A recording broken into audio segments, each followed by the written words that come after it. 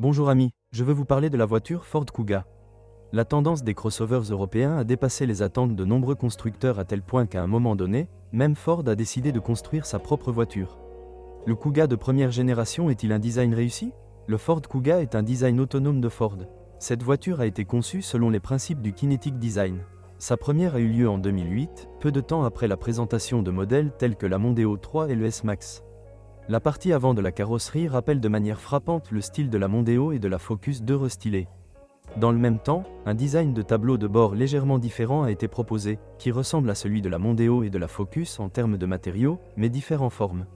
Le Kuga a été construit sur un plancher de Ford Focus 2 légèrement modifié. Il n'est donc pas difficile d'espérer une suspension assez large qui guidera la voiture en toute confiance. À l'avant, nous avons bien sûr une jambe de force McPherson et l'essieu arrière multibras, familièrement parlant, fait le travail. À ce jour, le Kuga de première génération est considéré par beaucoup comme le crossover compact le plus maniable du marché. Moteur. Le choix des moteurs de cette voiture ne convient tout simplement pas à Ford, qui traite toujours ce sujet de manière transversale. En revanche, le constructeur ne s'est pas particulièrement préoccupé des moteurs qui ne conviennent pas à cette voiture et qui ne se vendront pas. C'est pourquoi les principaux modèles proposés étaient des moteurs diesel 2.0 TDCi de 136 chevaux, 140 chevaux après le lifting, et une version plus puissante de 163 chevaux. Les moteurs sont très similaires, structurellement et opérationnellement fondamentalement les mêmes. Le seul moteur à essence proposé dans le Kuga était un 5 cylindres de 2,5 litres de Volvo produisant 200 chevaux. Le Kuga avec ce moteur est en quelque sorte une version sportive de cette voiture. Qu'est-ce qui est cassé? Nous allons pour l'instant laisser de côté le sujet du choix du bon moteur, car il s'agit d'unités d'entraînement extrêmement différentes et le choix est avant tout une question de goût. Ils sont tous bons et recommandés, la décision dépend donc uniquement de vos préférences. Le moteur à essence est une conception Volvo bien connue et raffinée, l'un des meilleurs de sa catégorie sur le marché. Dans notre classement des moteurs, nous l'avons considéré comme le meilleur. Il est très durable et fiable, et c'est une preuve de la qualité de ce moteur que Ford l'a choisi pour équiper les précédentes Focus RS et S1. Outre le fait qu'il s'agit d'un moteur moderne qui a été retiré uniquement en raison des normes d'émission d'échappement, il est également de conception simple et facile à réparer. La version 200 chevaux, telle qu'on la retrouve dans le Kuga, est pratiquement exempte de défauts. La seule cause des défauts est la négligence de l'utilisateur. Étant donné qu'il s'agit d'un moteur 5 cylindres, il faut prendre en compte le coût élevé de certaines pièces et services. Il est intéressant de savoir qu'il fonctionne également avec un volant bimasse. N'oubliez pas de remplacer la courroie de distribution tous les 180 000 km.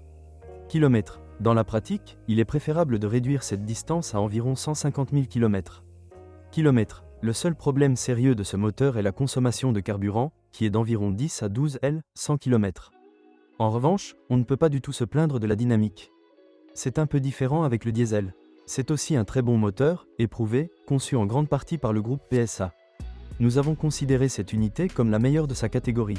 Cependant, la réparation est coûteuse car elle est assez fréquente. Il convient toutefois d'ajouter qu'ils ne sont pas entièrement liés au moteur lui-même. Le principal problème du Kuga diesel est le filtre à particules. De nombreuses voitures ne l'ont plus car les problèmes ont commencé tôt et toutes sortes de burn-outs et de réparations n'ont généralement pas produit l'effet escompté.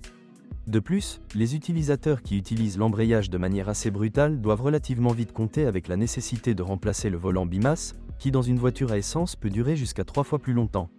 Des problèmes tels que l'usure du turbocompresseur ou du système d'injection sont, d'une part, la norme dans les moteurs diesel à kilométrage élevé, mais d'autre part, ils ne sont pas courants dans ces moteurs. La plus grande préoccupation des utilisateurs de moteurs 2.0 TDCi concerne généralement les fuites d'huile mineure et le fonctionnement altéré du système EGR. Le Ford Kuga ne présente aucun problème de conduite. Les boîtes de vitesse, même les automatiques Power Shift, sont pour l'instant sans problème. L'embrayage Haldex de 3e génération nécessite une vidange d'huile tous les 30 000 km. Le filtre doit également être remplacé toutes les 2 fois. Si vous en prenez soin, le lecteur ne risque pas d'être endommagé. La suspension du Kuga est assez similaire à celle du Focus. Il est relativement peu coûteux à réparer et durable, même si l'essieu arrière nécessite beaucoup d'attention.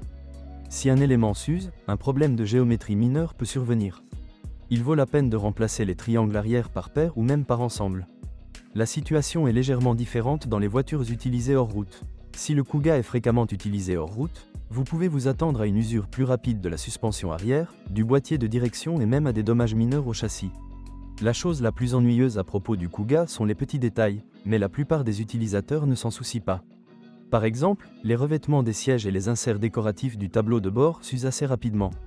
Le volant qui pèle n'est pas très esthétique, mais pour y remédier, il suffit de le recouvrir de vrai cuir. L'électronique qui constitue l'équipement de la voiture a également tendance à tomber en panne. La radio et la climatisation se bloquent et la caméra de recul ne fonctionne pas toujours. Il vaut la peine de vérifier tout cela avant d'acheter une voiture. Le Ford Kuga est une voiture qui peut être considérée comme fiable et donc assez bon marché à utiliser. Bien sûr, l'entretien de base sera plus cher que dans le cas de la Focus, mais en même temps moins cher que dans le cas de la Mondeo. De nombreux composants du Kuga proviennent de modèles Ford plus connus, le marché du remplacement est donc bien approvisionné. Bien que ce crossover Ford ne soit pas particulièrement populaire sur nos routes, ses réparations ne posent aucun problème. Nous recommandons de confier l'entretien des moteurs 2,5 T uniquement aux meilleurs spécialistes. Bien sûr que oui, mais je vous conseille d'essayer cette voiture. Vous pourriez être surpris par le fait que le Kuga, malgré sa grande taille, est assez exigu et possède un petit coffre. Il s'agit d'un concurrent du Qashqai décrit la semaine dernière, qui, déjà dans la version Plus 2, surpasse le Kuga en chaque centimètre. Le Kuga est un très bon design, assez raffiné et fiable.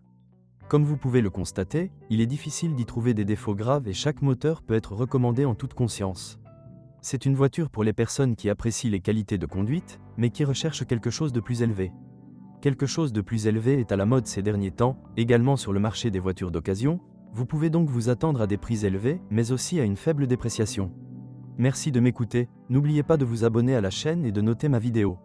Si vous connaissez des problèmes avec cette voiture que je n'ai pas mentionnée, assurez-vous de les publier dans les commentaires. Bonjour les amis, vous cherchez une voiture d'occasion, vous devez prêter attention au site web carm.pro. Carm.pro est grand catalogue de voitures, moteurs, boîtes de vitesse. Et le meilleur, c'est que vous pouvez trouver des informations sur les pannes de n'importe quelle pièce, complètement gratuit. Allez sur le site web carm.pro et découvrez tous les éventuels points faibles des voitures d'occasion.